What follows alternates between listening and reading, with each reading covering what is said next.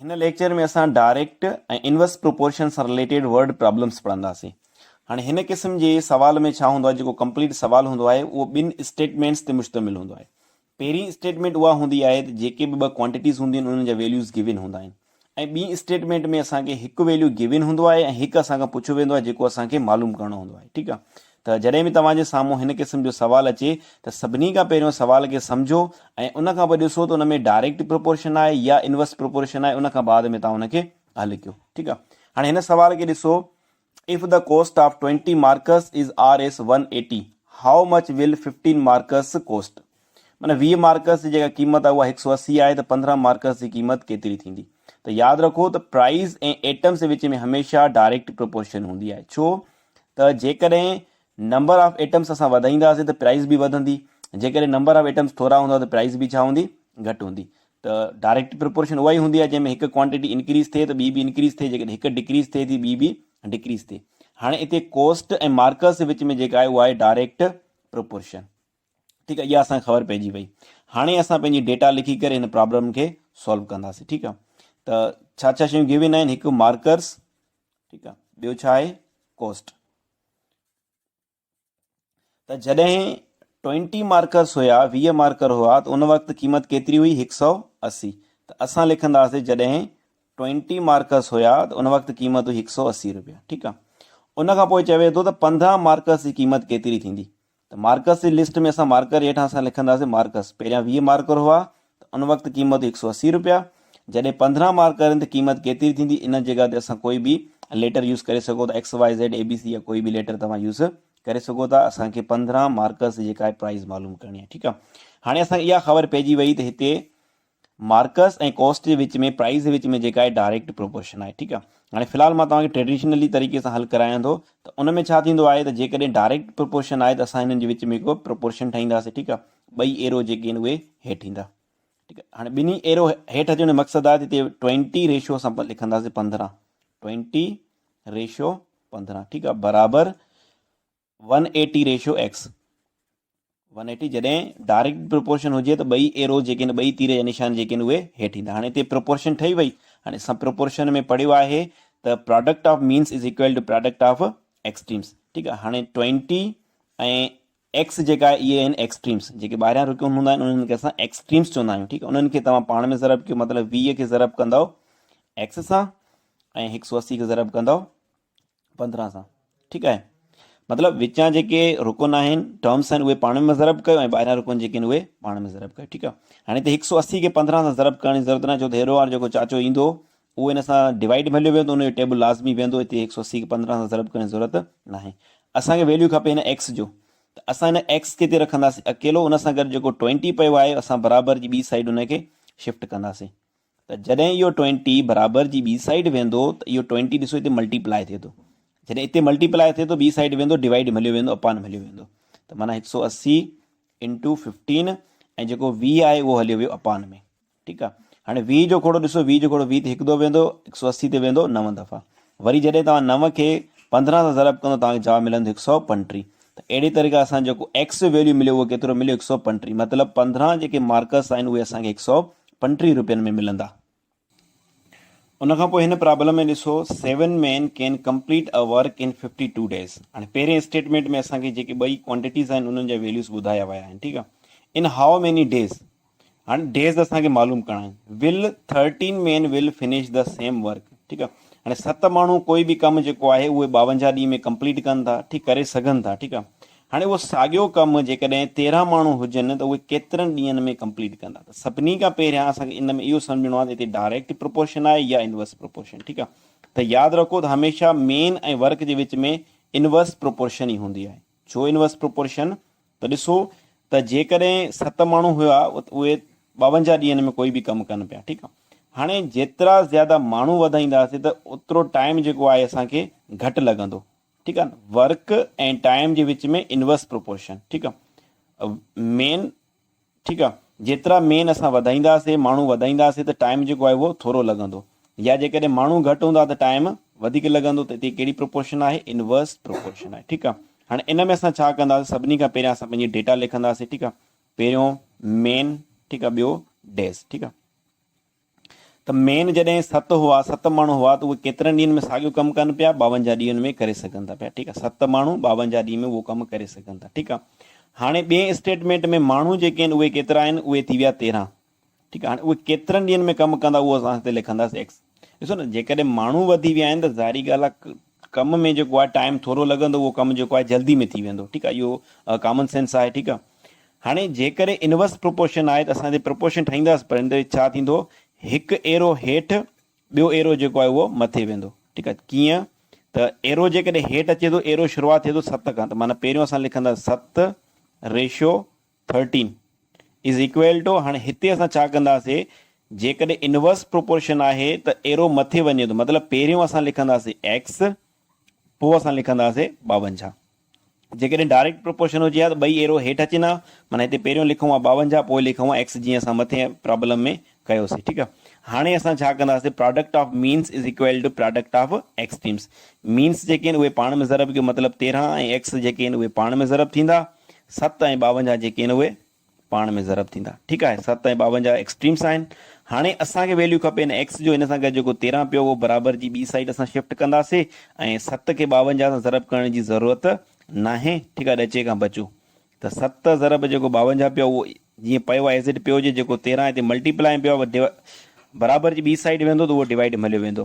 हाणे हिते ॾिसो 13 जो खोड़ो 52 ते पूरो वेंदो। ठीकु आहे, त कॾहिं बि हिन शइ खे ज़रब न कंदा कयो, छो त हितां जेको बि नंबर ईंदो उहो अपान में हलियो वेंदो, उनजो टेबल हिन ॿिनि नंबर्स मां लाज़मी कंहिं हिक ते वेंदो, त हिते मल्टीप्लाई करण जी ज़रूरत नाहे। ठीकु आहे, हाणे 7 खे 4 सां ज़रब कंदासीं त 28 बचो, त मतिलबु जेको उहो कमु आहे उहो 28 ॾींहंनि में थी सघे थो।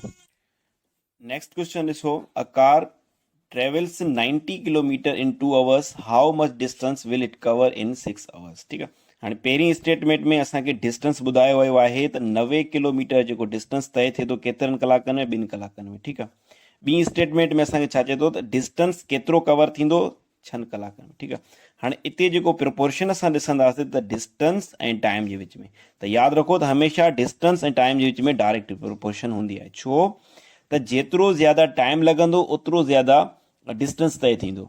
मिसाल तौरु जेकॾहिं मां रस्ते ते वञा थो पियो, पंधु वञा थो पियो, या बाइक ते वञा थो, ठीकु आहे, जेकॾहिं मूंखे 5 मिंट में मां केतिरो बि डिस्टेंस तय कयां थो, 5 मिंट में मूं जेको आहे 100 मीटर डिस्टेंस तय कयो आहे। ठीकु आहे, त ज़ाहिरी ॻाल्हि आहे नेक्स्ट 5 मिंटनि में अञा ज़्यादा डिस्टेंस तय थींदो, त डिस्टेंस ऐं टाइम में जेको आहे हमेशह डायरेक्ट प्रोपोर्शन हूंदी आहे। ठीकु आहे, हाणे असां पंहिंजी डेटा लिखी करे हिनखे हल कंदासीं।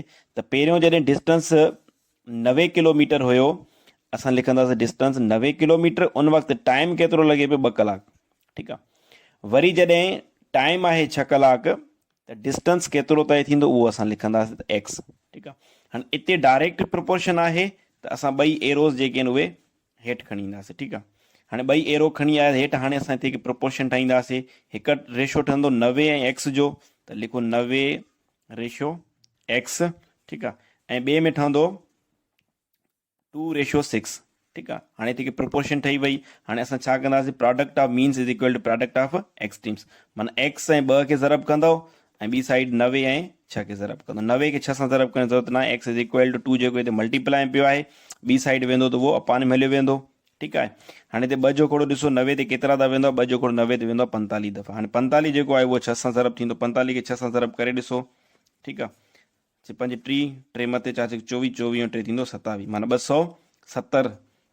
त जेकॾहिं 2 कलाकनि में 90 किलोमीटर डिस्टेंस तय थिए थो, त 6 कलाकनि में जेको आहे 270 किलोमीटर डिस्टेंस जेको आहे तय थींदो। त जॾहिं हिन क़िस्म जो प्रॉब्लम हुजे त सभिनी खां पहिरियां स्टेटमेंट खे सम्झो, कहिड़ी शइ हुन में पुछे थो ऐं कहिड़ी शइ हुते गिवन आहे, ऐं उन्हनि जे विच में कहिड़ी प्रोपोर्शन आहे। जॾहिं तव्हांखे उन्हनि जे विच में प्रोपोर्शन जी ख़बर पइजी वञे थी, तव्हां उन खां पोइ हिसाब खे आसानी सां हल करे सघो था। जेकॾहिं डायरेक्ट प्रोपोर्शन आहे त ॿई तीर जे निशान हेठि ईंदा, जेकॾहिं इनवर्स प्रोपोर्शन आहे त पोइ हिकु तीर निशान हेठि, हिकु मथे वेंदो। हाणे हिन सवाल खे ॾिसो, चए थो if 40 workers do a work in 35 days, मतिलबु 40 वर्कर जेके आहिनि कोई बि कमु आहे उहो 35 ॾींहंनि में कनि था। ठीकु आहे, हाणे हिते यकदमि असांजे ज़हन में इहो अची वञे त जेकॾहिं वर्कर्स आहिनि ऐं डेज़ आहिनि, यानी कि टाइम मिलियल आहे, त हिते इनवर्स प्रोपोर्शन ई हूंदी। छो त वर्कर्स ऐं टाइम जे विच में हमेशह इनवर्स प्रोपोर्शन हूंदी आहे, छो त जेतिरा ज़्यादा वर्कर हूंदा, कमु करण वारा हूंदा, त उन कम खे करण में टाइम जेको आहे उहो थोरो लॻंदो। जेकॾहिं वर्कर्स घटि हूंदा त टाइम ज़्यादा लॻंदो। अॻिते स्टेटमेंट खे पढ़ो, in how many days will the same work be done by increasing 10 more workers? त जेकॾहिं 40 वर्कर्स हुया उहो कमु 35 ॾींहंनि में थिए पियो त 10 वर्कर्स जेकॾहिं ॿिया वधायूं था त उहो कमु केतिरनि ॾींहंनि में थींदो? त सभिनी खां पहिरियां असांखे इहा ख़बर पइजी वई त हिते जेका आहे इनवर्स प्रोपोर्शन आहे। ठीकु आहे, हाणे पहिरियों लिखो वर्कर्स, ठीकु आहे, ऐं बाद में डेज़। ठीकु आहे, हाणे जॾहिं वर्कर्स हुआ 40 त उहो कमु जेको आहे 35 ॾींहंनि में थिए पियो। वर्कर्स 40, 35 ॾींहंनि में कमु थिए पियो। हाणे हिते तव्हांखे 10 नाहिनि लिखणा। ठीकु आहे, छो त हाणे चए थो बाय इंक्रीज़िंग 10 मोर वर्कर्स। हाणे हिते छा थींदो, 40 में असां 10 जोड़ कंदासीं, छो त पहिरियां वर्कर्स जेके हुआ उहे 40 हुआ, उन खां बाद में 10 वर्कर्स जेके इंक्रीज़ थिया आहिनि, मतिलबु हाणे वर्कर्स केतिरा थी विया, 10 वर्कर्स थी विया। अच्छा, जेकॾहिं सुवाल हिते ईअं हुजे हा त 40 वर्कर्स को बि कमु 35 ॾींहंनि में पूरो कंदा, 10 वर्कर्स केतिरनि ॾींहंनि में कमु पूरो कंदा, त पोइ असां जेको आहे हिते 10 लिखूं। पर हिते चए थो इंक्रीज़िंग 10 मोर वर्कर्स। त सभिनी खां पहिरियां वर्ड प्रॉब्लम्स इहो हूंदो आहे, तव्हां उन स्टेटमेंट खे सम्झो त उन क्वेश्चन में छा पुछे थो, छा चवे थो, सभिनी खां पहिरियों उनखे सम्झो, गौर सां सम्झो। जॾहिं तव्हां सम्झी वेंदो त उनखे पोइ आसानी सां तव्हां हल करे सघो था। हाणे काफ़ी स्टूडेंट हिते छा कंदा आहिनि, 10 रखी छॾींदा आहिनि। ठीकु आहे, 10 त बिल्कुलु न ईंदो। 10 तॾहिं अचे हा जॾहिं क्वेश्चन में इहो पुछियो वञे हा त 10 वर्कर्स हूंदा त उहे केतिरनि ॾींहंनि में कमु कंदा। ठीकु आहे, त हाणे हिते छा थींदो, हिते असां रखंदासीं एक्स। ठीकु आहे, हाणे हिते तव्हांखे मां तीर खां अलावा हिकिड़ो ॿियो तरीक़ो बि पढ़ाए छॾियां थो। ठीकु आहे, हाणे असांखे इहा ख़बर पइजी वई इनवर्स प्रोपोर्शन। जॾहिं तव्हांखे इहा ख़बर पइजी वञे इनवर्स प्रोपोर्शन आहे त मथियां नंबर्स जेके आहिनि उहे पाण में ज़रब कयो, ऐं हेठियां नंबर्स जेके आहिनि उहे पाण में ज़रब कयो। ठीकु आहे, ऐं हिते प्रोपोर्शन ठाहिण जी ज़रूरत कोन्हे, हिते तव्हां डायरेक्ट जेको आहे हल कयो। टेस्ट वग़ैरह में अची वञे तव्हां हिन तरह बि हल करे सघो था। 40 जेको आहे 35 ज़रब थींदो, 50 जेको आहे एक्स सां। मतिलबु इहो तॾहिं थींदो जॾहिं इनवर्स प्रोपोर्शन हूंदी, मथियां नंबर्स पाण में, हेठियां नंबर्स पाण में। त जंहिंमें 50 जेको आहे उहो एक्स सां ज़रब थींदो ऐं 40 जेको आहे उहो 35 सां ज़रब थींदो। ठीकु आहे, हाणे जेको 40 खे 35 सां ज़रब करण जी ज़रूरत न आहे। 50 जेको हिते मल्टीप्लाई पिया ॿी साइड अपान में हलियो वेंदो। 10 जो घोड़ो 40 ते वेंदो 4 दफ़ा, 10 जो घोड़ो 50 ते वेंदो 5 दफ़ा, वरी 5 जो घोड़ो 5 ते हिकु दफ़ो 35 ते वेंदो 7 दफ़ा, मथे 7 ऐं 4 बचा, 4 खे 7 सां ज़रब कंदो, 4 7 28, यानी कि उहो कमु जेको आहे उहो 28 ॾींहंनि में पूरो थींदो जॾहिं 50 वर्कर्स। हाणे नेक्स्ट क्वेश्चन ॾिसो, हाणे हिन में चए थो if 6 students can type 20 pages. हाणे 6 शागिर्द जेके आहिनि उहे 20 पेज जेके आहिनि उहे टाइप करे सघनि था। How many more students are required to type 120 pages. त केतिरनि वधीक शागिर्दनि जी ज़रूरत आहे त उहे 120 पेजिस जेके आहिनि उहे टाइप कनि, मतिलबु इन साॻी स्पीड सां। ठीकु आहे, हाणे हिते ॾिसो त कमु जेकॾहिं वधी वियो आहे त इन जो मक़सदु आहे त असांखे माण्हू बि वधाइणा पवंदा। त यादि रखो त हमेशह work, amount of work and number of peoples which में डायरेक्ट प्रोपोर्शन ई हूंदी। हाणे हिते बि छा आहे, डायरेक्ट प्रोपोर्शन। छो त जेतिरो ज़्यादा कमु आहे, कमु वधी वियो आहे त असांखे माण्हू बि वधाइणा पवंदा। त हिते कहिड़ी प्रोपोर्शन आहे, डायरेक्ट प्रोपोर्शन। ठीकु आहे, त पहिरियां केतिरा स्टूडेंट्स हुया, 6 स्टूडेंट्स हुया, त उन वक़्तु उहे केतिरा पेजिस टाइप करे सघनि पिया, 20। हाणे असांखे ॿुधाइणो आहे त केतिरा वधीक ॿिया स्टूडेंट हुजनि, उन लाइ असां रखंदासीं हिते एक्स ऐं पेजिस केतिरा आहिनि, 120। ठीकु आहे, हाणे हिते एरो वग़ैरह न ठाहींदासीं। जॾहिं बि तव्हां सम्झो त हिते डायरेक्ट प्रोपोर्शन आहे त पोइ क्रॉस मल्टीप्लाई कयो, मतिलबु 6 जेको आहे उहो 20 सां ज़रब थींदो, 20 जेको आहे उहो एक्स सां। इनवर्स में मथियां पाण में ज़रब थींदा, हेठियां पाण में। जॾहिं डायरेक्ट प्रोपोर्शन हूंदो त उते बाय क्रॉस मल्टीप्लिकेशन कंदो। ठीकु आहे, माना एक्स जेको आहे उहो 20 सां ज़रब थींदो,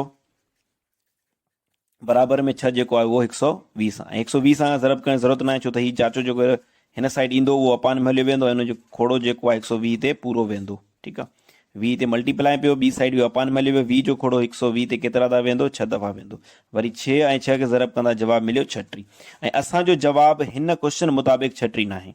छो त हाणे स्टेटमेंट खे हिकु दफ़ो वरी ॿीहर पढ़ो। If 6 students can type 20 pages. 6 शागिर्द 20 पेज टाइप करे सघनि था। How many more students. हाणे हिन शइ खे ॾिसो, सिर्फ़ु हिन हिकु मोर स्टूडेंट्स आर रिक्वायर्ड, हिन सेंटेंस खे तव्हां ॾिसो, हिन पार्ट खे ॾिसो, हिन में चवे छा थो, कहिड़ी शइ असांखां पुछे थो। असांखे इहा शइ पुछे थो त अञा वधीक ॿिया केतिरा शागिर्द हुजनि, माना 6 शागिर्द असां वटि पहिरियां ई आहिनि, मौजूदु आहिनि, वधीक ॿिया केतिरा शागिर्द हुजनि त इहो जेको कमु 120 पेजिस वारो आहे उहो पूरो करे सघनि था, माना 6 ऑलरेडी अवेलेबल आहिनि। ठीकु आहे, त असां छा कंदासीं, जेके 36 शागिर्द आहे उन मां 6 माइनस कंदासीं, मतिलबु 3 शागिर्द असांखे ॿिया रिक्वायर्ड आहिनि।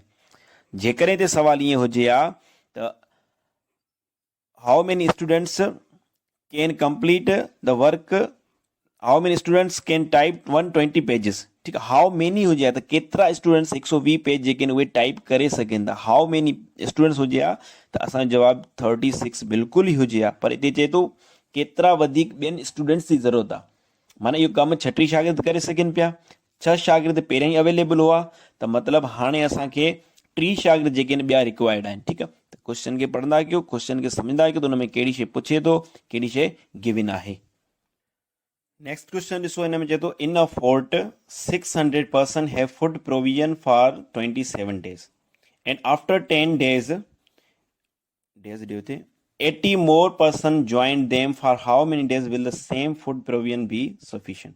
हाणे 600 माण्हू हुआ त उन्हनि लाइ फूड प्रोविजन जो खाधो हुयो उहो केतिरनि ॾींहंनि लाइ हुयो? 27 ॾींहंनि लाइ 600 माण्हुनि लाइ खाधो हुयो। ठीकु आहे, हाणे 10 ॾींहंनि खां पोइ 80 माण्हुनि ॿियनि जॉइन कयो आहे, त हाणे उहो खाधो जेको आहे केतिरनि ॾींहंनि लाइ हलंदो? ठीकु आहे, हाणे हिते बि जॾहिं फूड प्रोविजन हुजे, डेज़ हुजे, ठीकु आहे, माण्हू हुजनि, त उते छा आहे? इनवर्स प्रोपोर्शन हूंदी आहे। कीअं? छो त जेतिरा ज़्यादा माण्हू हूंदा त खाधो जेको आहे उहो जल्दी ख़तमु थी वेंदो, थोरनि ॾींहंनि में ख़तमु थी वेंदो, ऐं जेकॾहिं घटि माण्हू हूंदा त उहो खाधो जेको आहे घणा ॾींहं हलंदो। त हिते माण्हुनि ऐं डेज़ जे विच में जेको इनवर्स प्रोपोर्शन आहे। ठीकु आहे, छो त उहो खाधो जेको आहे पोइ थोरा ॾींहं हलंदो, जेकॾहिं माण्हू वधी वञनि था, जेकॾहिं माण्हू घटिजी वञनि था, त उहो खाधो जेको आहे घणा ॾींहं हलंदो। पर हिन स्टेटमेंट वरी 2-3 ॿियूं शयूं ॾिनियूं वयूं आहिनि, उहे सम्झो। त हिन में चए थो 10 ॾींहं गुज़री विया आहिनि, 80 माण्हू ॿिया अची विया आहिनि, त असां छा कंदासीं? पहिरियों जेको 27 आहे, 27 मां 10 कट कंदासीं, जेतिरा ॾींहं गुज़री विया आहिनि असां उहो कट कंदासीं, त बाक़ी केतिरा ॾींहं बचंदा? बाक़ी बचंदा 17 ॾींहं। ठीकु आहे, ऐं 80 माण्हू ॿिया अची विया, त 600 में वरी असां 80 जोड़ कंदासीं, त हाणे माण्हू केतिरा आहिनि? 680। त हाणे जेका असां डेटा लिखंदासीं, पहिरियों असां लिखंदासीं 600 माण्हू हुआ। ठीकु आहे, हाणे 27 ॾींहंनि बजाए असां जेके 10 ॾींहं विया हलिया उनखे तव्हां छॾे ॾियो, 10 ॾींहं कट थी विया, बाक़ी ॾींहं केतिरा बचा? बाक़ी ॾींहं बचा 17। ठीकु आहे, ऐं हाणे माण्हू केतिरा थी विया? पहिरियों 600 हुआ, हाणे केतिरा थी? 80 माण्हू जॾहिं ॿिया आया, त हाणे माण्हू थी विया 680। हाणे उहो खाधो केतिरा ॾींहं हलंदो? उन लाइ असां लिखंदासीं एक्स। हाणे हिते कहिड़ी प्रोपोर्शन आहे? इनवर्स प्रोपोर्शन आहे। ठीकु आहे, जॾहिं इनवर्स प्रोपोर्शन आहे त मथियां पाण में ज़रब थींदा, हेठियां पाण में। ठीकु आहे, त 600 जेको आहे उहो ज़रब थींदो कंहिंसां? 17 सां। ठीकु आहे, ऐं हीउ वारो 80 जेको आहे डायरेक्ट भले तव्हां अपान में रखी छॾियो, हिते तव्हां डायरेक्ट ईअं ई करे सघो था। ठीकु आहे, हाणे 17 जेको 17 हिकु दफ़ो वेंदो। ठीकु आहे, अच्छा हिते तव्हां 0 0 में ख़तमु करे छॾियो, मथे हिकु 0 ख़तमु, हेठि हिकु ख़तमु। ठीकु आहे, 17 हिकिड़ो 68 ते वेंदो 4 दफ़ा, वरी 4 हिकिड़ो 4 ते हिकु दफ़ो 60 ते वेंदो 15 दफ़ा, त 15 जेको आहे जवाबु आयो, मतिलबु उहो खाधो जेको आहे 15 ॾींहंनि ताईं हलंदो। त हिन लेक्चर में मां जेके बि डायरेक्ट इनवर्स प्रोपोर्शन जंहिं बि क़िस्म जा प्रॉब्लम थींदा आहिनि उहे सभु तव्हांखे सम्झाए छॾिया आहिनि। इन सां रिलेटेड ॿिया प्रॉब्लम्स तव्हां सेल्फ स्टडी लाइ, सेल्फ प्रैक्टिस लाइ करे सघो था। Thank you so much.